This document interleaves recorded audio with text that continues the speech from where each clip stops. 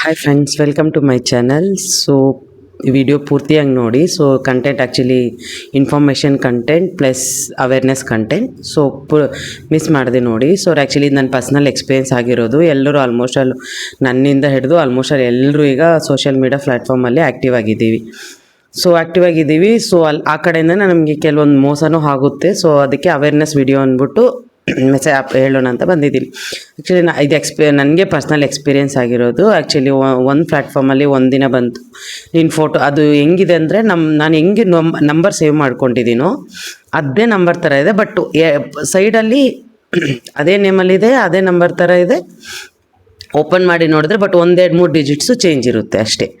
So ಆವಾಗ ಬಂದಿತ್ತು ನಿನ್ನ ಫೋಟೋಸ್ ಇಂಥ ಈ ಲಿಂಕಲ್ಲಿದೆ, ಈ ಲಿಂಕ್ ಓಪನ್ ಮಾಡಿ ನೋಡು ಅಂತ. ನಾನು ಫಸ್ಟು ನಮ್ಗೆ ಆ ಥರ ಮೆಸೇಜ್ ನೋಡಿದ ತಕ್ಷಣ ನಮಗೂ ಸ್ವಲ್ಪ ಟೆನ್ಷನ್ ಆಗುತ್ತೆ. ಎಲ್ಲ ನಮ್ಮ ಫೋಟೋಸ್ ಎಲ್ಲಿದೆಯಪ್ಪ ಅನ್ನೋ ಥರ ಟೆನ್ಷನ್ಸ್ ಆಗಿಬಿಡುತ್ತೆ.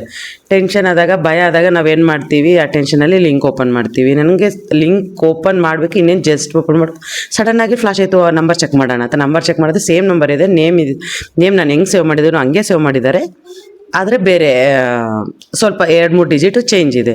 ಅವಾಗ ನಂಗೆ ಸಡನ್ನಾಗಿ ಬರುತ್ತೆ. ನಾನು ಅದು ಆ್ಯಪ್ನೇ ಅನ್ಇನ್ಸ್ಟಾಲ್ ಮಾಡಿಬಿಟ್ಟೆ. ನನಗೆ ಬೇಕಾಗಿಲ್ಲ ಇದು ಅಂತ. ಸೊ ಎಲ್ಲಾದರೂ ಮೇ ಬಿ ನನ್ನ ಮೊಬೈಲ್ ಟ್ರ್ಯಾಕ್ ಆಗ್ಬೋದು ಅಂದ್ಬಿಟ್ಟು ನಾನು ಅನ್ಇನ್ಸ್ಟಾಲ್ ಮಾಡಿಬಿಟ್ಟೆ. ಅದೊಂದು ಸಿನಾರಿಯೋ ಆಯಿತು. ನೆಕ್ಸ್ಟ್ ರೀಸೆಂಟಾಗಿ ಒಂದು 10 ಡೇಸ್ ಬ್ಯಾಕ್ ಆಗಿರೋದು. ನನಗೆ ಟೈಮ್ ಸಿಗದೆ ನಾನು ಇದು ವಿಡಿಯೋ ಮಾಡೋಕ್ಕಾಗಿಲ್ಲ.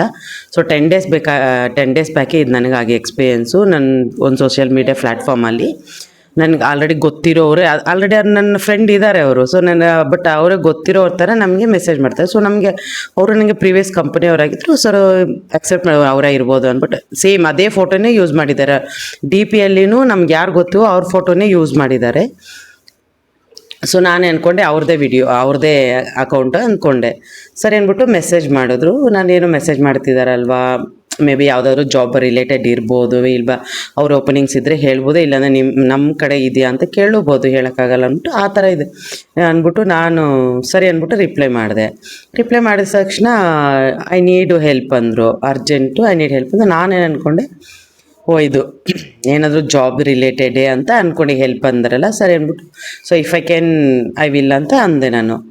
ಸರಿ ಹಂಗಂದ ತಕ್ಷಣ ಅವರು ಐ ನೀಡ್ ಮನಿ ಅಂತ ಅಂದರು. ನನಗೆ ಸಡನ್ಲಿ ಶಾಕ್ ಇದೆ, ಸಡನ್ನಾಗಿ ದುಡ್ಡು ಕೇಳ್ತಿದ್ದಾರೆ ಅಂತ. ನಾನು ಹೌ ಮಚ್ ಅಂದರೆ ಇಷ್ಟು ಅಮೌಂಟ್ ಅಂತ ಹೇಳಿದ್ರು. ಅದನ್ನು ಮೆಸೇಜ್ ಡಿಸ್ಪ್ಲೇ ಮಾಡೋಣ ಅಂದ್ಕೊಂಡೆ. ಬಟ್ ಅವರೆಲ್ಲ ಡಿಲೀಟ್ ಮಾಡಿಬಿಟ್ಟಿದ್ದಾರೆ. ಬ್ಯಾಕ್ ಎಂಡಲ್ಲಿ ಎಲ್ಲ ಫುಲ್ ಅನ್ಸೆಂಡ್ ಮಾಡಿಬಿಟ್ಟಿದ್ದಾರೆ, ಡಿಲೀಟ್ ಮಾಡಿದ್ದಾರೆ. ನನಗೇನು ಮೆಸೇಜಸ್ ಇಲ್ಲ ಅದರಲ್ಲಿ ಈಗ. ಸರಿ ಅಂತ ಹೇಳ್ಬಿಟ್ಟು ಅವ್ರಿಗೆ ನಂಗೆ ಡೌಟ್ ಬಂದು ನಮ್ಮ ಹಸ್ಬೆಂಡ್ ಜೊತೆ ಅಂದೆ, ಈ ಥರ ಯಾರೋ ಮೆಸೇಜ್ ಮಾಡ್ತಿದ್ದಾರೆ. ಈ ಥರ ಯಾರು ಅಂತಲೇ ನಮ್ಮ ಹಸ್ಬೆಂಡ್ಗೂ ಗೊತ್ತು, ಯಾಕಂದರೆ ನಾವಿಬ್ಬರು ಒಂದೇ ಕಂಪನಿಯಲ್ಲಿ ವರ್ಕ್ ಮಾಡಿದ್ವಿ. ಸೊ ಈ ಥರದವ್ರು ಮೆಸೇಜ್ ಮಾಡ್ತಿದ್ದಾರೆ, ಈ ಥರ ದುಡ್ಡು ಕೇಳ್ತಿದ್ದಾರೆ ಅಂದರೆ. ಸರಿ ಅಂದ್ಬಿಟ್ಟು ನನಗೆ ಅವ್ರಿಗೆ ಹೇಳ್ತಾನೆ ನನಗೆ ಡೌಟ್ ಬಂತು, ಇವ್ರೇನಕ್ಕೆ ನನ್ನ ಹತ್ರ ದುಡ್ಡು ಕೇಳ್ತಾರೆ ಅಂತ. ಸರಿ ಅಂದ್ಬಿಟ್ಟು ನಾನು ಸಡನ್ನಾಗಿ ಅವ್ರ ನಂಬರ್ ಹುಡುಕ್ದೆ.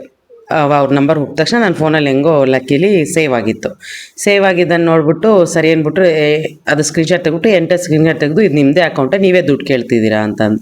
ಅವರು ಹೆಂಗೋ ಬೇಗ ರಿಪ್ಲೈ ಮಾಡಿದ್ರು, ಅದು ನನ್ನ ಅಕೌಂಟಲ್ಲ, ನಾನು ದುಡ್ಡು ಕೇಳ್ತಿಲ್ಲ, ನೀನು ಸೆಂಡ್ ಮಾಡಬೇಡ ಅಂತ ಅಂದರು. ಸರಿ ಲಕ್ಕಿಲಿ ನಾನೇನು ಮಾಡಿದೆ, ಸರಿ ನನ್ನ ಹತ್ರ ಅಮೌಂಟ್ ಏನಿಲ್ಲ ಅಂತ ಹೇಳ್ಬಿಟ್ಟು ಆ ಟ್ರಾನ್ಸಾಕ್ಷನ್ ಅಲ್ಲಿಗೆ ಎಂಡ್ ಮಾಡಿಬಿಟ್ಟೆ ಅದನ್ನು. ಸೊ ಅವ್ರಿಗೂ ಇನ್ಫಾರ್ಮ್ ಕೊಟ್ಟೆ. ಸೊ ಅವರು ಬೇರೆಯವ್ರಿಗೆ ಇನ್ಫಾರ್ಮ್ ಮಾಡಿದ್ದು, ಅವ್ರ ಸ್ಟೇಟಸ್ ಎಲ್ಲ ಹಾಕ್ಕೊಂಡಿದ್ದಾರೆ, ಇದು ನನ್ನ ಅಕೌಂಟ್ ಅಲ್ಲ ಅಂದ್ಬಿಟ್ಟು. ಸೊ ಬಿ ಕೇರ್ಫುಲ್, ಎಲ್ಲರೂ ಕೇರ್ಫುಲ್ ಆಗಿರಿ. ಅದು ಯಾವುದೇ ಸೋಷಿಯಲ್ ಮೀಡಿಯಾ ಈವನ್ ಸಮ್ಟೈಮ್ಸ್ ಕಾಲ್ ಮಾಡಿಬಿಟ್ಟು ಅಂತಾರೆ, ನಾನು ಇದು ನನ್ನ ನಂಬರ್ ಅಲ್ಲ, ನನ್ನ ನಂಬರು ಮಿಸ್ ಆಗಿಬಿಟ್ಟಿದೆ, ಇಲ್ಲ ಸ್ವಿಚ್ ಆಫ್ ಆಗಿಬಿಟ್ಟಿದೆ, ನಾನು ತುಂಬ ಅರ್ಜೆಂಟಲ್ಲಿದ್ದೀನಿ, ನಾನು ಟ್ರಾಫಿಕಲ್ಲಿದ್ದೀನಿ, ಇಲ್ಲ ನಾನು ಹಾಸ್ಪಿಟಲಲ್ಲಿದ್ದೀನಿ, ನಮ್ಮ ರಿಲೇಷನ್ ಹಾಸ್ಪಿಟಲಿದ್ದಾರೆ. ಅವ್ರು ನಮ್ಗೆ ಆ ಥರ ಹೇಳಿದಾಗ ನಮಗೂ ಅಯ್ಯೋ ನಮ್ಮವ್ರಲ್ವಾ, ಏನೋ ಟೆನ್ಷನಲ್ಲಿದ್ದಾರೆ, ಏನೋ ಪ್ರಾಬ್ಲಮಲ್ಲಿದ್ದಾರೆ ಅಂತ ನಮಗೂ ಯೋಚನೆ ಮಾಡೋಕ್ಕೆ ಟೈಮ್ ಸಿಗಬಾರ್ದು. ಆ ಥರ ನಮ್ಮನ್ನು ಟ್ರ್ಯಾಕ್ ಮಾಡೋಕ್ಕೆ ನೋಡ್ತಾರೆ. ಸೊ ಅವಾಗ ನಮ್ಗೇನು ಮಾಡ್ತೀವಿ, ನಾವು ಅರ್ಜೆಂಟ್ ಏನೋ ಅಂದ್ಬಿಟ್ಟು ಅವ್ರು ಕೊಟ್ಟಿದ್ದ ನಂಬರ್ಗೆ ಸೆಂಡ್ ಮಾಡಿಬಿಡ್ತೀವಿ. ಸೊ ಆ ಥರ ಮಾಡೋಕ್ಕೆ ಹೋಗಬೇಡಿ. ಅವ್ರು ಕೇಳಿದ ತಕ್ಷಣ ಸ್ವಲ್ಪ ಯೋಚನೆ ಮಾಡಿ, ಏನಕ್ಕೆ ಕೇಳ್ತಿದ್ದಾರೆ, ಇವ್ರು ನಿಜವಾಗ್ಲೂ ಅರ್ಜೆಂಟ್ ಇದೆಯಾ, ಇವ್ರು ರಿಯಲ್ ನಂಬರ್ ಅದು. ಸಪೋಸ್ ನಿಮ್ಮ ಹತ್ರ ಈಗ ಅದೇ ಪರ್ಸನ್ ನಂಬರ್ ಏನಾದರೂ ನಿಜವಾಗ್ಲೂ ನೀವು ಕಾಲ್ ಮಾಡಿದಾಗ ಸ್ವಿಚ್ ಆಫ್ ಬಂತು ಅಂದ್ಕೊಳ್ಳಿ, ಹಂಗಂತ ಹೇಳ್ಬಿಟ್ಟು ನಿಜನೇ ಸ್ವಿಚ್ ಆಫ್ ಬಂದಿದೆ ಅವ್ರದ್ದು ಅಂತ ಸೆಂಡ್ ಮಾಡೋಕ್ಕೆ ಹೋಗ್ಬೇಡಿ. ಇವನ್ ಅವ್ರ ಫ್ರೆಂಡ್ ಆದರೂ ನಿಮ್ಮ ಫ್ರೆಂಡ್ ಆಗಿರ್ತಾರೆ, ಇಲ್ಲ ಅವ್ರ ಫ್ಯಾಮಿಲಿ ಮೆಂಬರ್ ಆದರೂ ನಿಮ್ಮ ಫ್ರೆಂಡ್ ಆಗಿರ್ತಾರೆ, ಇಲ್ಲ ಅವ್ರು ನಿಮ್ಮ ಫ್ಯಾಮಿಲಿ ಅವರಾದರೆ ಇನ್ನೊಬ್ಬರು ಯಾರೋ ಒಬ್ಬರು ನಿಮಗೆ ಆ ಸೇಮ್ ಪರ್ಸನ್ ಅಲ್ಲದ್ರೆ ಇನ್ನೊಂದು ಪರ್ಸನ್ ಗೊತ್ತೇ ಇರ್ತಾರೆ.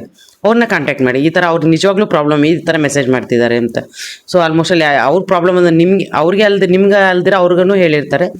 ಸೊ ರಿಯಲಿ ಪ್ರಾಬ್ಲಮ್ ಇದ್ದರೆ ಮಾತ್ರ ನಾವು ಕನ್ಸರ್ನ್ ತೋರಿಸ್ಬೇಕು. ಈ ಥರ ತುಂಬ ಆನ್ಲೈನಲ್ಲಿ ನಡೀತಾ ಇದೆ. ಸೊ ಅವತ್ತು ತುಂಬ ಹುಷಾರಾಗಿರಿ. ಸೊ ಈ ಮೆಸೇಜ್ನ ಎಲ್ಲರಿಗೂ ಶೇರ್ ಮಾಡಿ, ಯಾಕಂದ್ರೆ ನಾನು ಪರ್ಸ್ನಲ್ ಎಕ್ಸ್ಪೀರಿಯೆನ್ಸ್ ಹೇಳ್ತಿದ್ದೀನಿ. ಎರಡು ಥರ ನನಗೆ ಟ್ರ್ಯಾಪ್ ಆಗೋ ಥರ ಆಯಿತು. ನಾನು 2ಇಂದನೂ ಟ್ರ್ಯಾಪ್ ಆಗಕ್ಕೆ ಬಿಡಲಿಲ್ಲ. ಸೊ ಈ ಥರ ಎಲ್ಲರೂ ಥಿಂಕ್ ಮಾಡಿಬಿಟ್ಟು, ಸೊ ಇದನ್ನು ಒಳ್ಳೆ ಮೆಸೇಜು ಎಲ್ಲರಿಗೂ ಶೇರ್ ಮಾಡಿ. ಇನ್ನೂ ಒಳ್ಳೆ ಈ ಥರ ಕಂಟೆಂಟ್ಸ್ ಕೊಡ್ತಾ ಇರ್ತೀನಿ. ಸೊ ಸಬ್ಸ್ಕ್ರೈಬ್ ಮಾಡಿ, ಲೈಕ್ ಮಾಡಿ. ಬಾಯ್ ಬಾಯ್ ಫ್ರೆಂಡ್ಸ್, ಬಾಯ್.